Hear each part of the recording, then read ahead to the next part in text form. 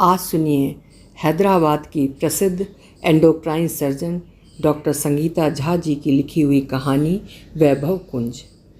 प्रस्तुत है कहानी मेरी ज़बानी। मैं हूँ सीमा सिंह। अरे बाहर आओ ना, देखो तो सही। ज़्यादा दूर नहीं, अपनी ही बालकनी में। देखो, ये आंध्र प्रदेश है। यहाँ संक्रांति के दिन सुबह सुबह पुराना कूड़ा करकट जला सारी मन की ग्रंथियाँ जलाई जाती हैं। इसे भोगी कहते हैं। आज मेरे लिए सब पुराना थूक दो। बड़े मुश्किल से बिस्तर से उठ प्रीता यानी मैं बालकनी तक आई और फिर बाहर झांकने पर पाया एक जन समूह जो लकड़ियों के जलते हुए गट्ठर के चारों तरफ बैठा ठहाका लगा रहा था। हम दोनों को बालकनी में देख एक महिला ने आवाज़ लगाई, आइए ना, हैप्पी संक्रांति, आइए।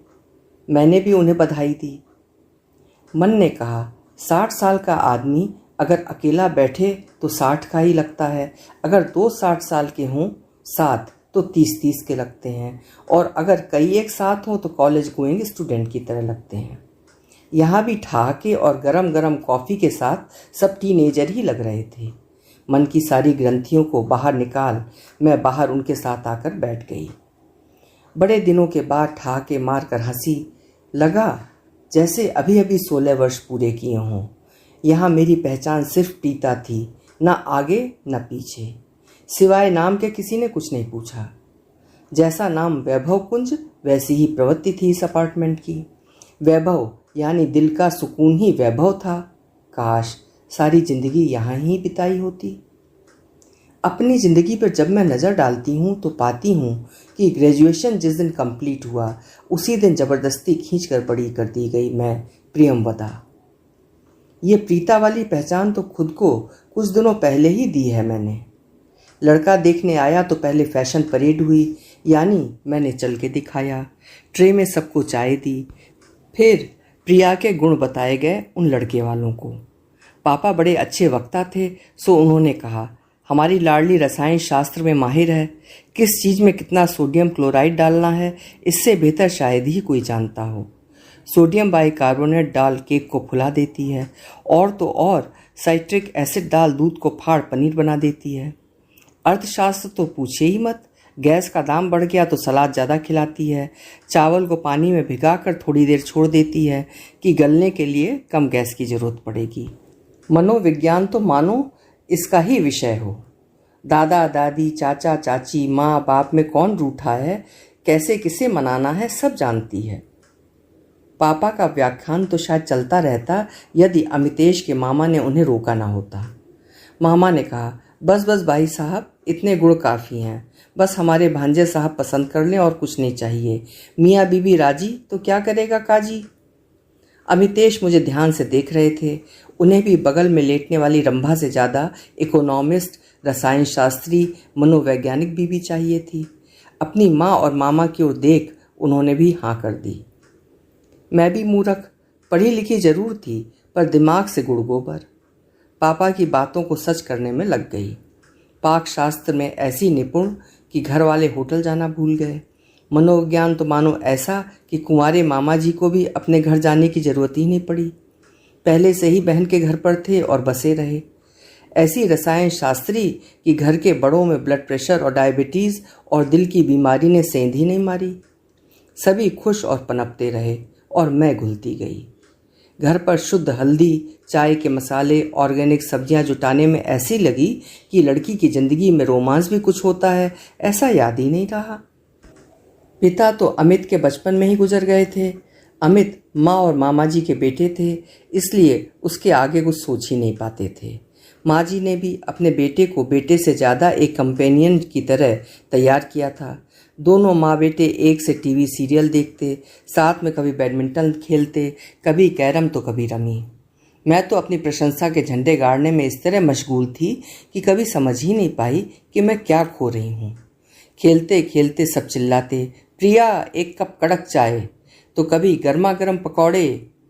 मैं रसोई के बर्तन चमकाने और घर को होटल से भी ज़्यादा साफ रखने को ही अपनी अचीवमेंट्स मानती थी। अमित के एक पुलोवर की पूरे शहर में चर्चा थी, जो मैंने शादी के बाद बनाया था। अमित बहुत सरल व्यक्ति थे। उनकी ज़िंदगी मेरे और माँ के आसपास घूमती थी। घूमने भी जब हम जाते तो सब साथ साथ खूब मस्ती करते, अंताक्षरी खेलते, पिट्ठुल भी खेलते। सब कुछ अच्छा था जिंदगी में, सिवाय मेरे और अमित के रोमांस के। माँ और अमित में सिर्फ 18 साल का फ़र्क था और मामा जी माँ से 5 साल छोटे थे।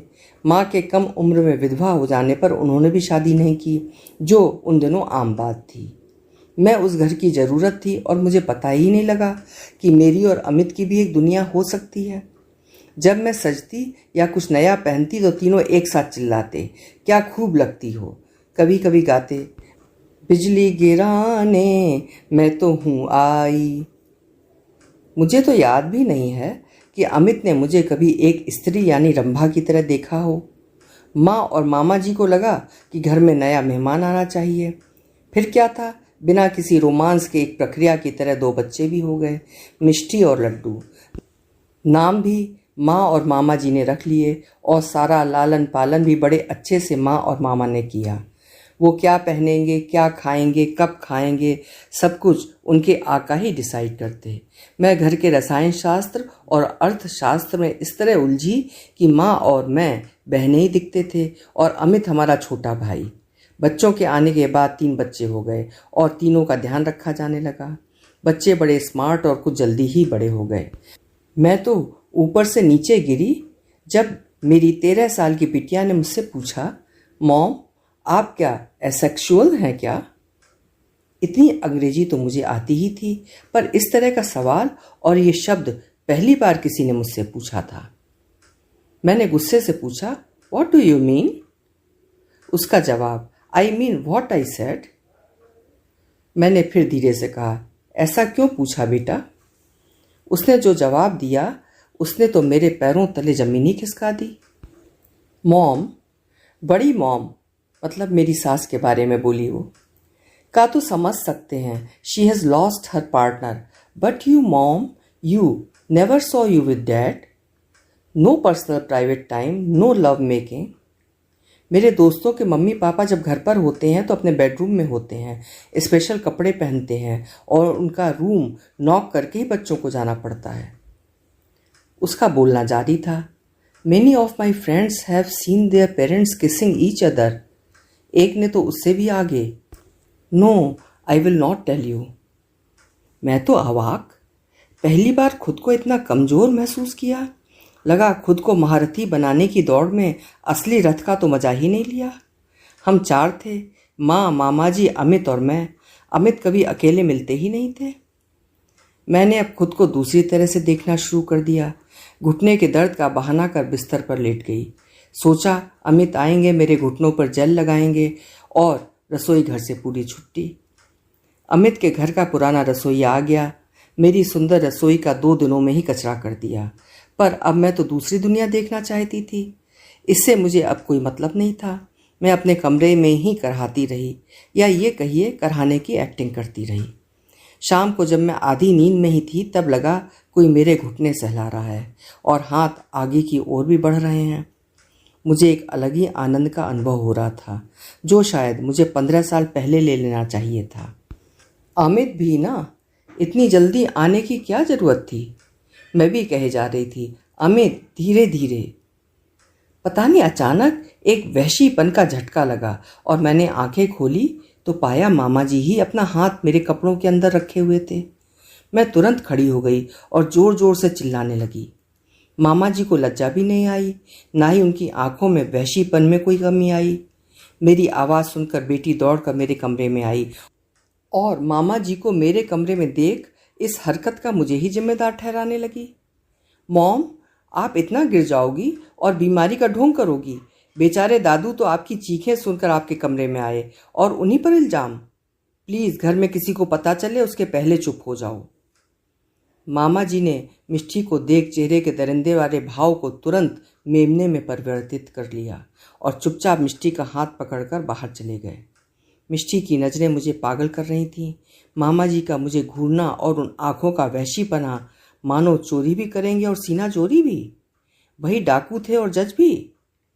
फरियाद भी किससे करती? माँ और मामा जी तो मेरे दोनों बच्चों के माता पिता थे। मेरे बच्चे भी मेरे नहीं थे। मैं शुरू से उनके लिए एक मेड थी जो खाना पकाती थी, उनकी अलमारी जमाती थी, उनका टिफ़िन बैग में रखती थी। मैं इससे ज़्यादा कुछ नहीं थी। मिष्टी की नज़रों में अब ये मेड सी औरत बेचारे सन्यासी मामा जी, जिन्होंने अपनी बहन और भांजे के लिए शादी नहीं की, को बहका रही थी। मेरे मन, दिल और स्वाभिमान तीनों की चिता जल चुकी थी। मेरे लिए अपनी बेटी की अपराधी और एक दरिंदे की शैतानियत का शिकार बन अब वहाँ रहना मंजूर नहीं था। कुछ निर्णय अपने सम्मान के लिए इतने अच्छे होते हैं और आपकी ज़िंदगी को पूरी तरह बदल देते हैं। मैंने भी उस घर से जहाँ ज़िंदगी के 17 साल लगा दिए थे, 19 से मैं 36 की हो गई थी, बिना किसी को बताए विदा ले लिया। ना किसी ने रोका और ना ही मैंने कोई सफाई दी। मेरे आत्मसम्मान को इतना बड़ा झटका लगा था कि मैं मायके भी नहीं जाना चाहती थी। बिना किसी को बताए अपनी बचपन की सहेली, जो हमारे शहर से मीलों दूर तेलंगाना की राजधानी हैदराबाद में रहती थी, के पास चली आई। फ़ोन नंबर भी बदल दिया। भाग्य देवी भी मेरे साथ थी। लॉकडाउन का समय था और बहुत से स्टार्टअप्स शुरू हो रहे थे। मैंने अपनी सहेली के घर से ही अपने इस सहेली किचन की शुरुआत की और हमारी निकल पड़ी। कुछ यूट्यूब और कुछ वर्ड ऑफ माउथ से हम टेक होम फूड में लोगों की पहली पसंद बन गए थे। कभी अमित की याद भी नहीं आई। बचपन के दिए गए भाषण, एक्सटेम्पोर और डिबेट अब हमारी मार्केटिंग में काम आ रहे थे। लॉकडाउन ने बहुतों को तोड़ा, पर मेरी ज़िंदगी की दिशा ही बदल दी। 36 साल में 16 साल के मज़े लूट रही थी। इसी बिजनेस के सिलसिले में अतुल मिले। ना उन्होंने मेरे बारे में कुछ पूछा, ना मेरी जात, ना मेरी उम्र और ना ही कुछ आगा पीछा। हम बड़े अच्छे दोस्त बन गए। दोस्ती के साथ हमारा टीनेज वाला रोमांस भी शुरू हो गया। लॉकडाउन में भी हम साथ रहने का समय ढूंढने लगे। मुझ में इतनी कशिश है का मुझे अब पता चल रहा था। कहते हैं ना, दुनिया में सब कुछ बदल जाता है। नहीं बदलते हैं तो आपके दोस्त, जो आपको हमेशा खुश देखना चाहते हैं। मेरी फ्रेंड और उसके पति भी मुझे खुश देखना चाहते थे। लिव इन जैसा शब्द तो कभी पाप लगता था, आज जीने का सहारा बन गया था। मेरी लीगली दूसरी शादी नहीं हो सकती थी क्योंकि मेरा तलाक नहीं हुआ था। मैं लंबे से नाम प्रियमवदा से अतुल की प्रीता बन गई और हम एक सुंदर से कपल बन इस वैभव कुंज में आ गए। भोगी के साथ मन की सारी ग्रंथियां जला एक नई शुरुआत कर दी, जहां मैं ना मिसेज अमित, ना अम्मा जी की बहू और ना ही अतुल की पत्नी थी। मैं सिर्फ प्रीता थी और सारी खुशियां मेरी बाहों में थीं। अभी आप सुन रहे थे डॉक्टर संगीता झा जी की लिखी हुई कहानी वैभव कुंज। डॉक्टर संगीता झा हिंदी की एक प्रतिष्ठित लेखिका के रूप में अपनी पहचान बना चुकी हैं। उम्मीद है उनकी ये कहानी आपको पसंद आई होगी। कल फिर मिलेंगे। हिंदी की बेहतरीन कहानियाँ सुनते रहने के लिए कृपया मेरे चैनल्स को सब्सक्राइब करना ना भूलें। लाइक करें और शेयर भी करें। बहुत बहुत धन्यवाद।